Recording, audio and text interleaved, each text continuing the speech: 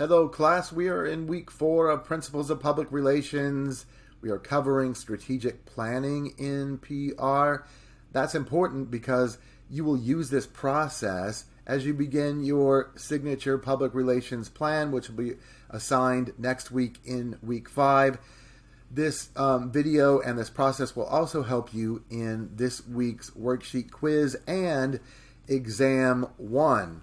So in week 4, we have our second PR technology assignment on bit.ly, a worksheet quiz on chapter 5, and then exam 1 covers everything in weeks 1 through 4. It is worth 70 points. It does require the Respondus Lockdown browser.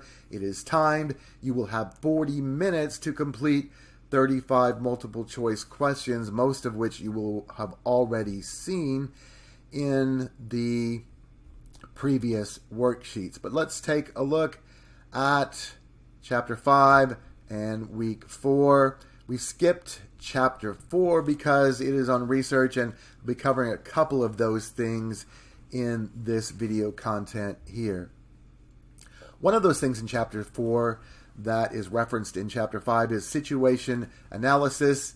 The situation analysis is developed through research. It's a summary. It's one of the most important parts of the PR plan, which is why it is included in the first stage. It's designed to set the stage and define the problem or opportunity. So a well-written, succinct summary is key to achieving consensus among your management team or with a client. Almost everything worthwhile in business involves the art of persuasion. Situation analysis allows you to explain why the plan is needed and how it reflects the situation facing the company. So if the situation analysis is properly drafted, it also demonstrates to management or a client that you understand the company and the factors, whether positive or negative, that are impacting it currently. And finally, the situation analysis sets up the communication plan or the PR plan that follows, and it introduces the solutions, the objectives that you are proposing. The RPI model is recognized by the Public Relations Society of America as the preferred model for constructing a public relations campaign. The steps are research, planning, implementation, and then the final stage of the plan is evaluation or measurement. So the RPI is a staged approach based on research and evaluation. The days of moving straight to tactics without research, planning, and evaluation are long gone. Your organization and its clients want to know the why before they invest time and resources. Each component plays an important role in the PR campaign. Out of a textbook, you're offered the ROPES process, which breaks down RPIE further. The situation analysis we talked about reflects the current situation and explains the why and helps define the problem. This is accomplished through the first step of RPIE, which is research. Then programming includes the solutions to the problem through step 2, planning, including the setting of objectives and a clear strategy statement. These objectives, strategies, and tactics must always be in line with overall corporate strategies, and planning also consists of setting the timetable and budgeting.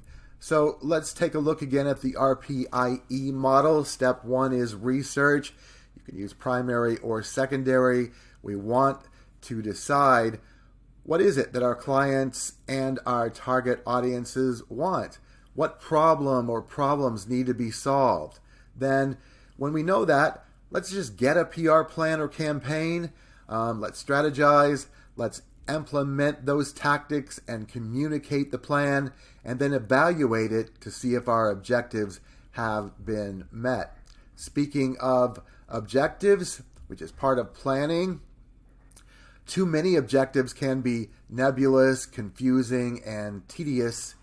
Public relations practitioners say that limiting at 2 or 3 objectives provides better focus and discipline. Objectives are specific and measurable. Otherwise, we really won't know how we've done if we don't have something to measure. Then there are 3 types of objectives in planning. The first one is informational objectives. Informational objectives are focused on creating awareness of a product or company or issue by sharing information and attributes. Then motivational objectives are designed to educate and inform your target audience so that the desired behavior or activity becomes more prevalent. Motivational objectives can be easier to measure than informational objectives because they are more easily quantifiable. And then reputational objectives are designed to enhance an image or rebuild trust and change perceptions. Often this is tied to an event or crisis.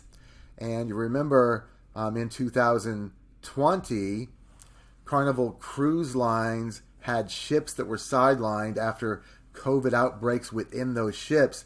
So they had to design a PR plan to change those perceptions and rebuild trust. RPIE, the first stage is planning. And remember, that's about goals, objectives, strategies, and tactics. Goals are broader in scope than objectives. Goals are mission-oriented. Objectives are directed by mission. Dozier and Boom noted that strategic planning is deciding where you want to be and how to get there. They found that strategy sets the organization's direction proactively, thereby avoiding drift and repetitive action. So, strategy within planning is a clear statement of how you will achieve the objectives of your plan and what will guide your tactics. It is foundational work. Our textbook suggests a key habit to form, and that's practice strategic planning principles routinely every day. So, plans are essential, but they are ineffective if the message is not received. We must tailor key messaging to the targets. A key message is what you want your audience to understand and accept and adopt, and the key messaging must be clear and relevant. Then in planning, we want to decide how to achieve the objectives, and that's with tactics. Tactics are the how, not the what of the plan. They are the activities, events, and media communications. That's where the ideas are formed. And then in planning, timetable or timeline is a budget management tool for expenditures and resources. It allows the company or client to coordinate new product offerings, update websites, maybe brief employees. Remember also that you can't spend what you don't have. So you're probably going to have to get your budget approved, and then the budget and timetable always have beginning and end dates.